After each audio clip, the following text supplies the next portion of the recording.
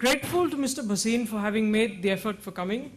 I believe he's a little unwell, so sir, would you just at least share a few words from where you are? We won't bother you to come all the way, but we do want to have a few words from you. Worthy panelists here, Mr. Nariman, Mr. Andhyarujana, Dr. Subramaniam Swamy, the very eminent authors, and ladies and gentlemen. I have some throat problem today. I've gone through the book.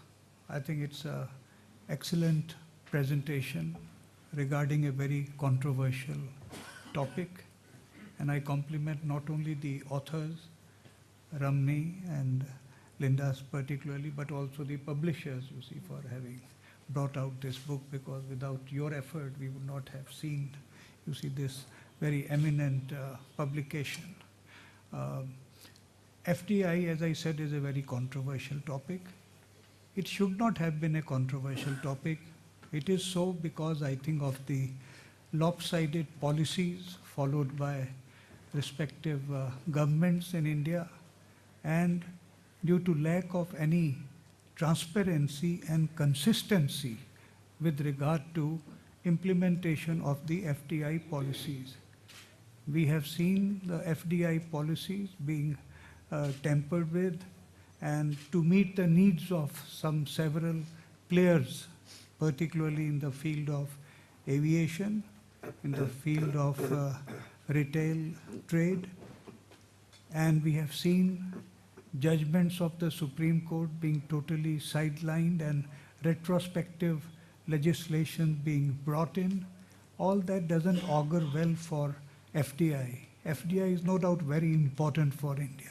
If we have to build a proper infrastructure, the cost of which which runs into trillions of dollars, for which we need foreign direct investment.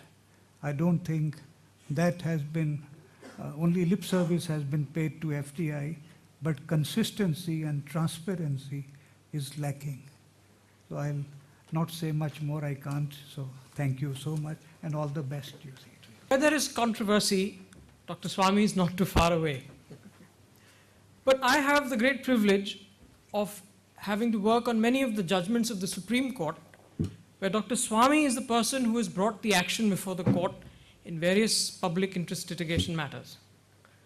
And there is no doubt as to the deep public service that Dr. Swamy is doing to this nation.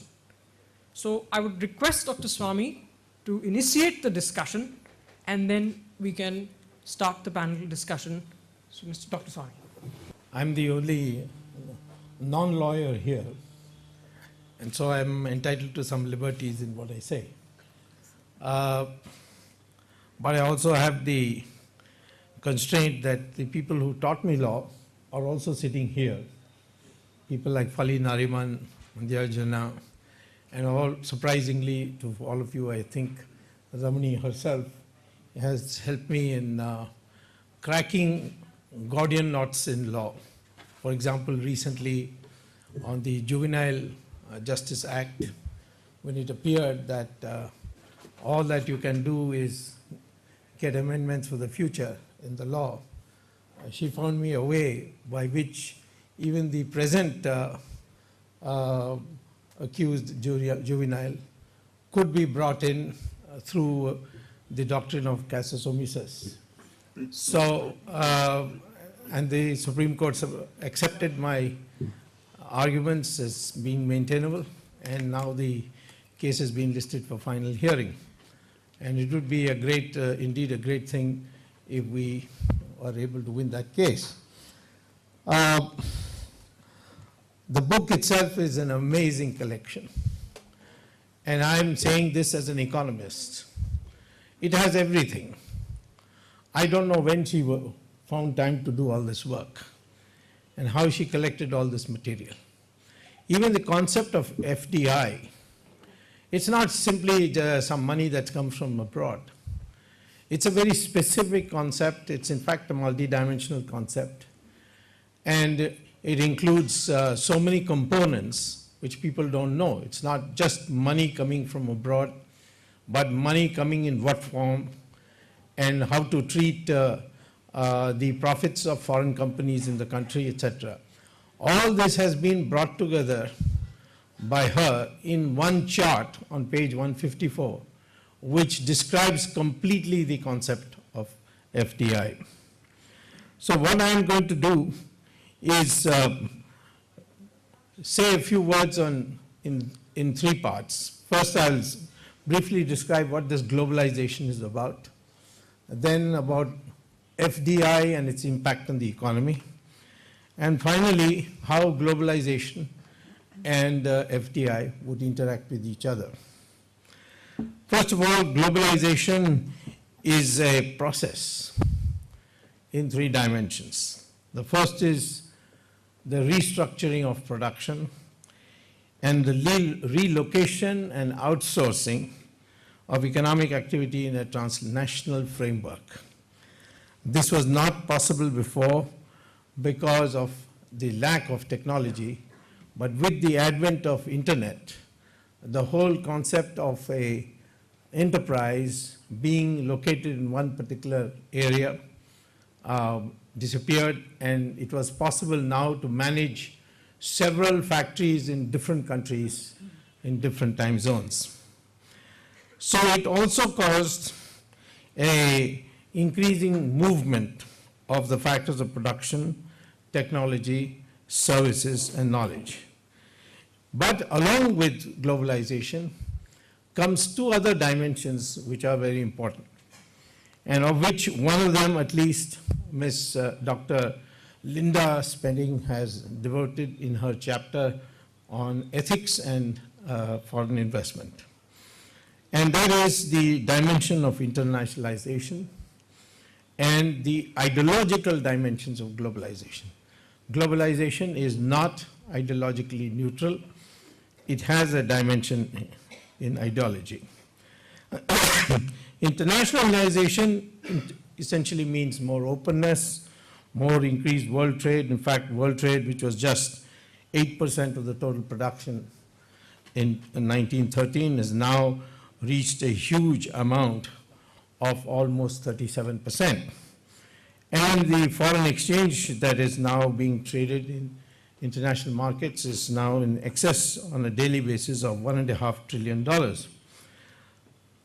And therefore, the openness that has come in has brought within a number of other factors, such as volatility in the economy. If the American economy collapses or has a depression due to the American greed for money, which was translated in the form of derivatives, which ultimately led to the crash of banks.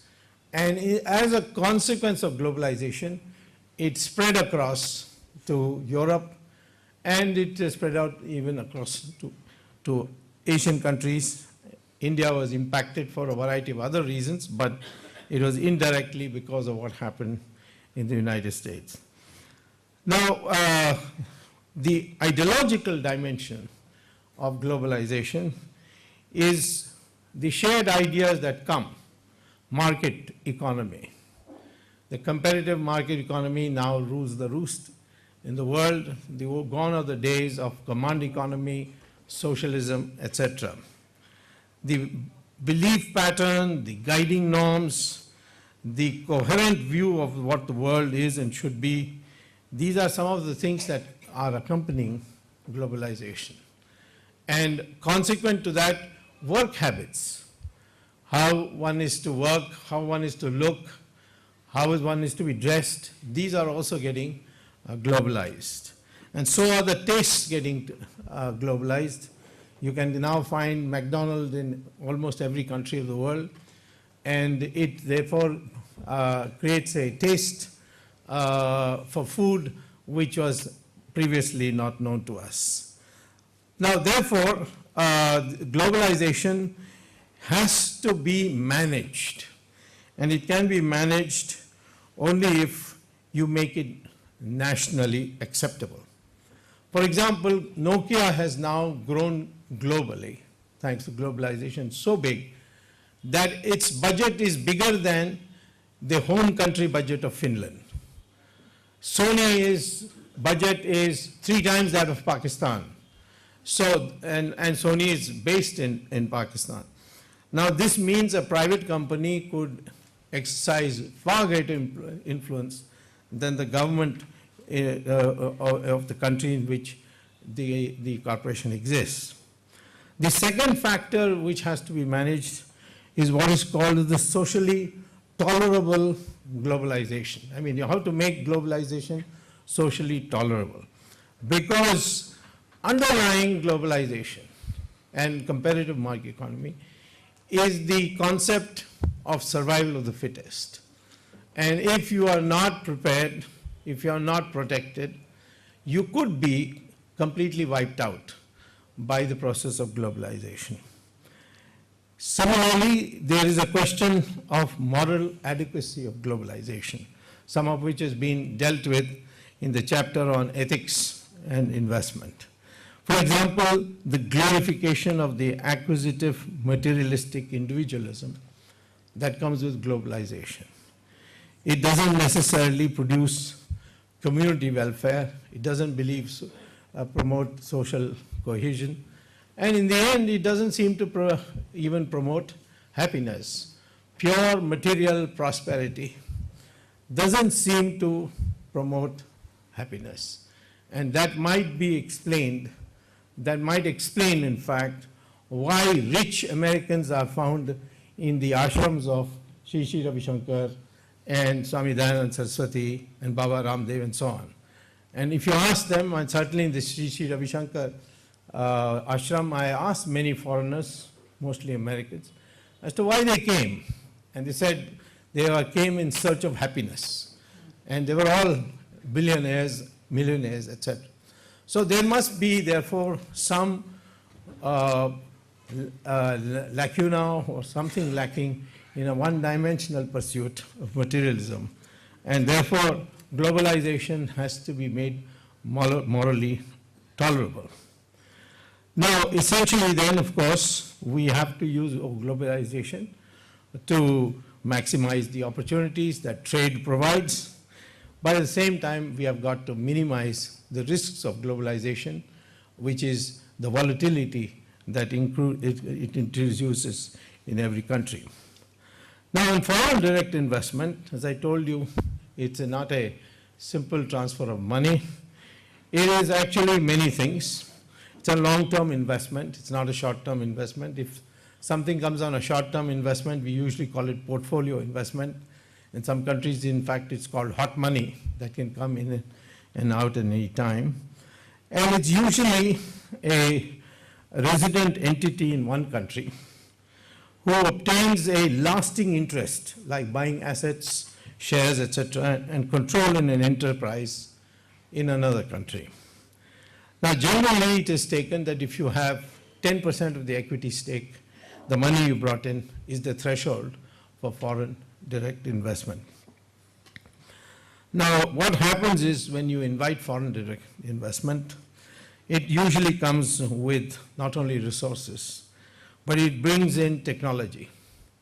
And that technology increases productivity. For the same value of money, you get much more production because of new ways of doing things. Usually internationally proven business practices and the investment in infrastructure, which maybe domestic investment will not go in because it requires a lumpy investment with a lag in returns, which foreign countries, with especially the prosperous foreign countries with foreign direct investment, can afford. So consequently, we have to consider how to attract foreign direct investment. And it is here that most of the controversy comes. Take, for instance, the controversy on Walmart. Why can't we allow Walmart to come to India to engage in retail trade? They are keen on coming, but there is a lot of hesitation in India, and some of the hesitation is well justified. Some people point to China, that China has brought in Walmart, and if China can do it, why can't we do it? But China, you see, after the communist revolution, killed all its traders and removed the marketing system destroyed the marketing system. So when China opened up and wanted to export its products, it didn't have a marketing machinery. And therefore, it decided to go in for those kinds of investments which come with the marketing facility. And Walmart was able to do that for China. We don't have any shortage of marketing facility. Our traders have been here for centuries. They are in millions and millions. And today, if Walmart comes in, they will have to compete. These traders would have to compete with Walmart. Now, there's no harm in, nothing wrong with competition. I've always been in favor of it. But then it should be a level playing field, because Walmart will come with capital funds, which it gets from American banks at the rate of 2% of the interest, at 2% interest rate. Our traders get money from our banks at not less than 12%, more often 18%. So that's inequity. That makes it unequal. That Indian traders, in order to perform, get loans at such high interest rates, whereas the American company which comes in, Walmart in particular, will be able to get loans at 2% interest. And both will dip into the same labor pool. That is the cheap Indian labor pool. So there are the only two ways to rectify it. Either it should be possible for the American banks to give loans to Indian traders also at 2% interest rate, which the American laws don't permit. Or the Americans should allow Indian companies to go to United States to build roads, houses, etc., and take our cheap labor to America. This also American law doesn't permit. They say it's an immigration problem. So Walmart wants to bring its cheap capital to India and dip into our cheap labor, but they will not allow, its home country will not allow Indian companies to take its cheap labor to United States and dip into their cheap capital. So it's an unequal relationship, and therefore many of us, even if we are in favor of competition, are not in favor of